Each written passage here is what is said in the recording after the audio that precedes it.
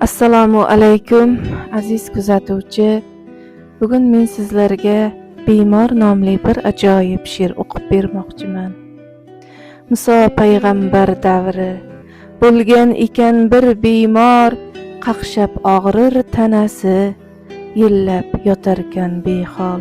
Yig'lar ekan tunu kun, so'rab kasalga shifo, dard yemirar vujudin, topilmasmish hech davo.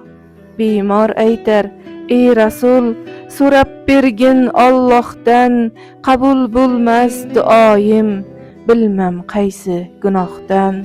Muso alayhissalom der: o'zing bergin halovat, dardin arit bemorni, yo Rab qilgin salomat. So'ramagin befoyda, nido qildi u Xoliq, nechun qo'rqmas qahrimdan, meniki-ku butun mulk. Necha yillar ayoli kecha kunduz qaragan, emas uning haqqiga bir duoga yaragan. So'rasa-ku Firdavsning jannatlarin yoriga, shukr qilganda koshki shu ayolning boriga. Qilmasmidim sog'ligu ishlarini o'ngidan, joy berardim bandamga jannatning eng to'ridan. Buni eshitgan bemor titrab so'zlari, birinchi bor duoda juftini ham esladi.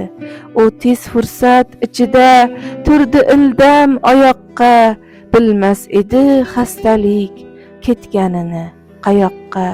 Yashab umrin so'ngida yummasidan bu ko'zni, to'pladi farzandlarni, aytdi oxir shu so'zni: o'zingga ne xohlasang juftingga ham ko'r ravo, qiyin qilma hayotni, bu dunyodir bevafo.